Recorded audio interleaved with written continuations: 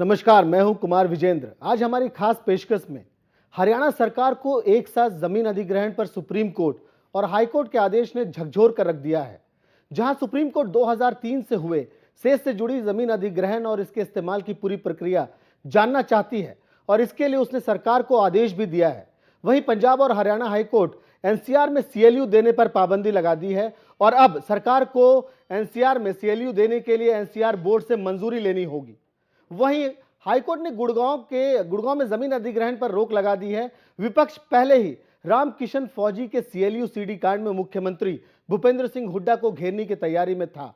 ऐसे में देश के सर्वोच्च न्यायालय और उच्च न्यायालय के आदेश के बाद हुड्डा सरकार बैकफुट पर है और किस तरह से सरकार कोर्ट के आदेशों का पालन करते हुए नई नीतियों को लागू करने के लिए कदम उठाती है।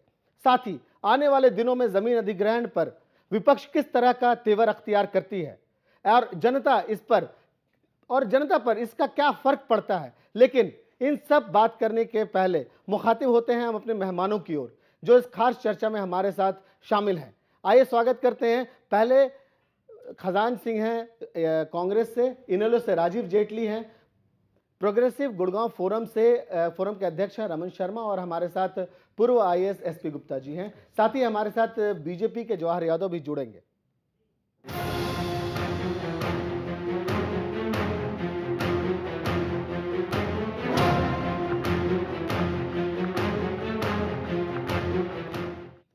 सुप्रीम कोर्ट ने हरियाणा सरकार से 2003 से अब तक एसईजेड के प्रावधानों के तहत अधिग्रहण किए गए जमीनों की जानकारी मांगी है।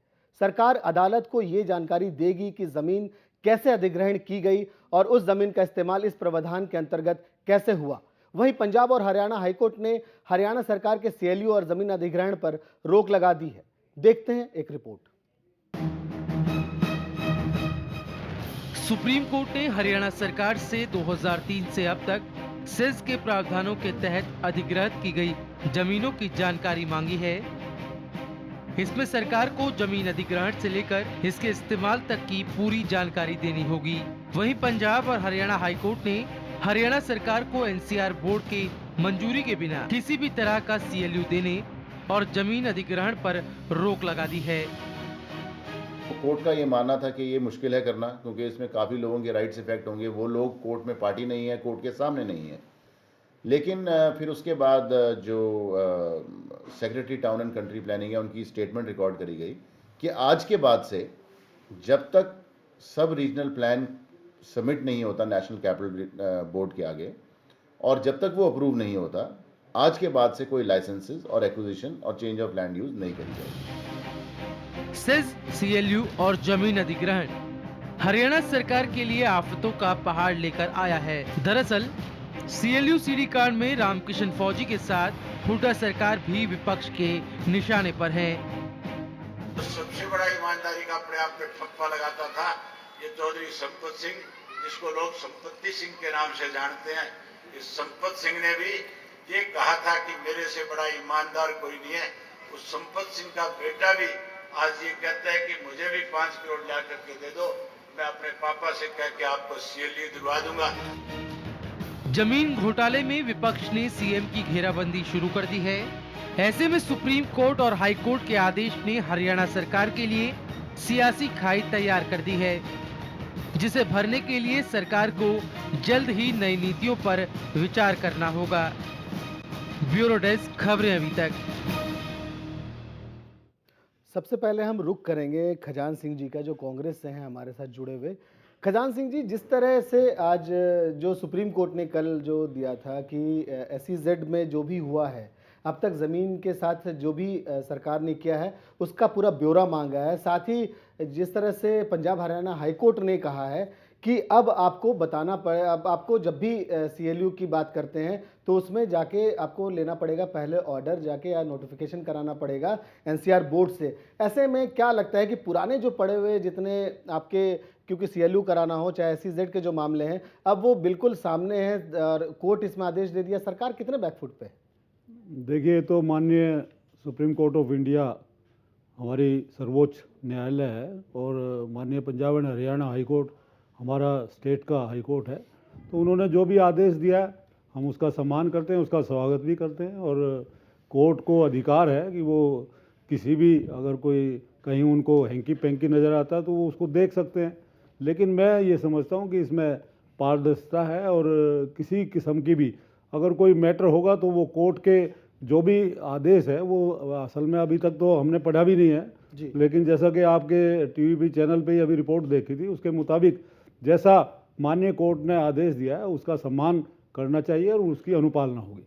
जी बिल्कुल, आपके विपक्ष में क्योंकि राजीव जेटली जी हैं जो इनेलो से हैं और साथ ही जवाहर यादव जी हैं जो बीजेपी से हैं, हम उनसे भी जानेंगे कि आखिर क्या मैटर है, क्या बातें हो रही हैं और किस तरह से वो देखते हैं। पर सबसे पहले जानकारी लेते हैं इस चीज़ की, क्योंकि अगर हरियाणा अर्बन डेवलपमेंट अथॉरिटी जो है उसमें काफ़ी दिनों तक प्रशासक रहे हैं एसपी गुप्ता जी, तो एसपी गुप्ता जी आपके पास आना चाहेंगे ये सारी चीज़ों को, जिस तरह से ऑर्डर पास हुए हैं या फिर सुप्रीम कोर्ट के तरफ से या फिर पंजाब हरियाणा हाई कोर्ट की तरफ से, आपको क्या लगता है सरकार कितने सख्ते में है इन सब चीज़ों के बाद?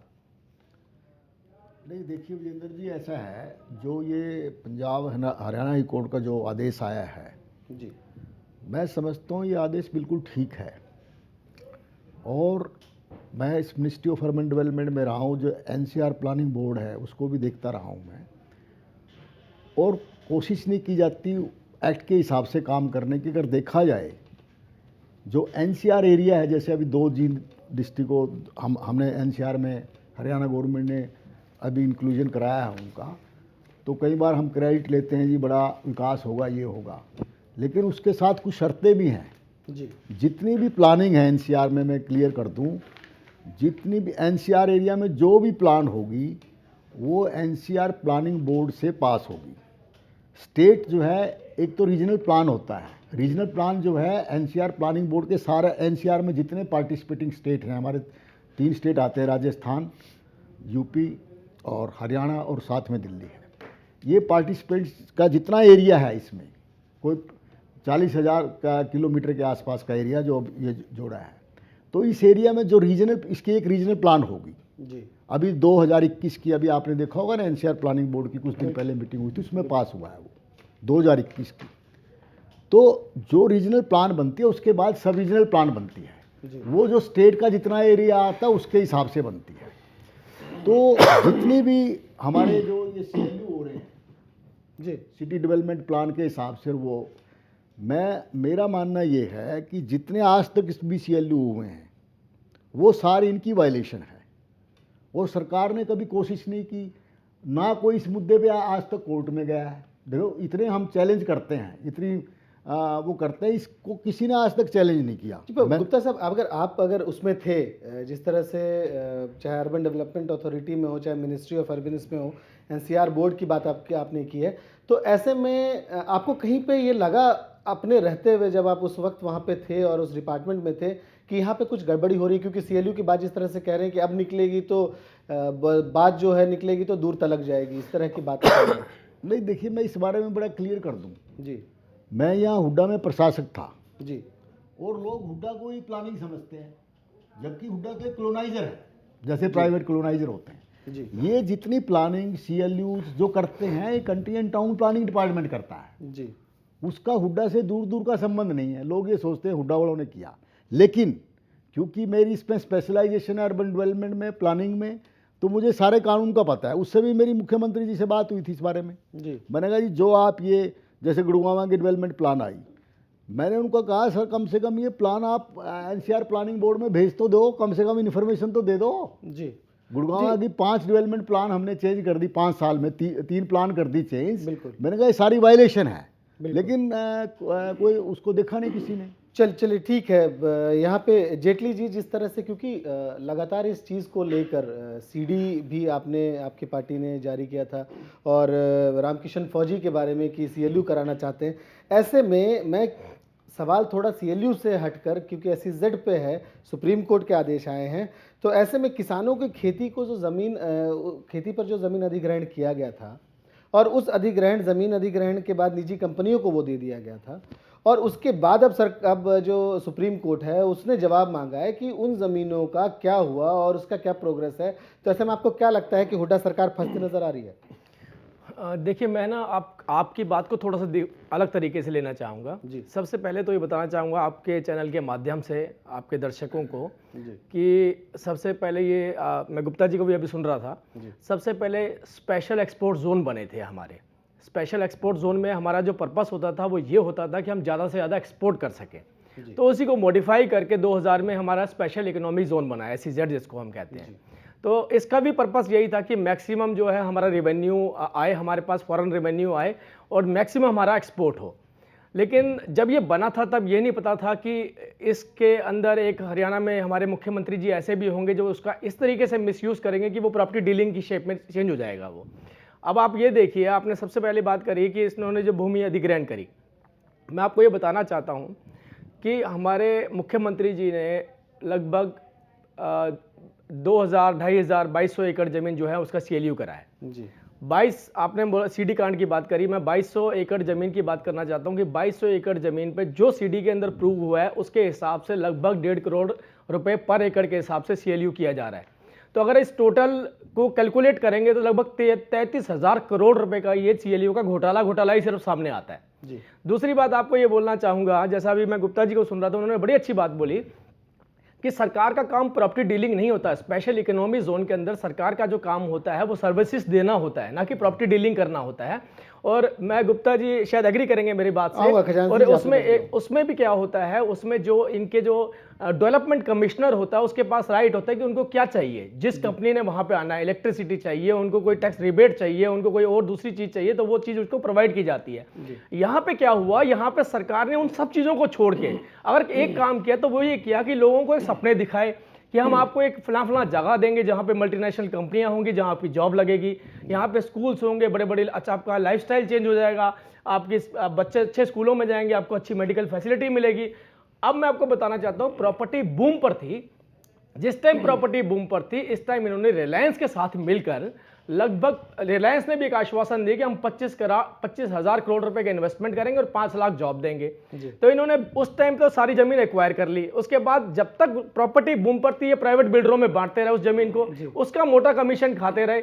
अब जब प्रॉपर्टी बिल्कुल डाउन हो चुकी है तो अब HSIDC बोलता है, HSIDC खुद क्लेम करता है कि हमने 2200 एकड़ जमीन जो है किसानों को वापस कर दी है। आप ये ध्यान दीजिए कि HSIDC ने ये बात क्यों कही है। HSIDC कहता है कि कॉर्पोरेट कंपनीज को हरियाणा में इंटरेस्ट ही नहीं आने में, क्योंकि यहाँ पे अब मेरी बात पूरी होने दीजिए एक मिनट। समय की बात है। HSIDC कहता है हरियाणा में कॉर्पोरेट कंपनीज का इंटरेस्ट नहीं है, और एक तरफ दूसरी तरफ जो सरकार कहती है कि हमारा हरियाणा नंबर 1 है। जब आप ही का डिपार्टमेंट ये बात क्लेम करता है कि यहाँ पे मल्टीनेशनल या कॉर्पोरेट आना ही नहीं चाहते क्योंकि बुनियादी सुविधाओं के अभाव में, तो ये सारी बातें क्लियर हो जाती हैं कि सारा का सारा षड्यंत्र जो था वो सिर्फ जमीन हथियाने के लिए था और अपनी कमीशन खाने के लिए। आपने 2200 एकड़ जमीन की बात की जो HSIDC ने कहा है कि वो किसानों को लौटा दिया गया है। हम इस पे जौहर यादव जी हैं और साथ ही रमन शर्मा जी हैं, इनसे ये भी पूछेंगे कि क्या मुआवजे का क्या हुआ, क्या मुआवजा उनको मिला या नहीं मिला, इसके बारे में उनसे जानकारी लेंगे और इसमें कितना धोखा हुआ उनके साथ, और साथ ही खजान सिंह जी से जवाब भी लेंगे इसका। पर एक रुकते हैं छोटे से ब्रेक के लिए, छोटे से ब्रेक का वक्त।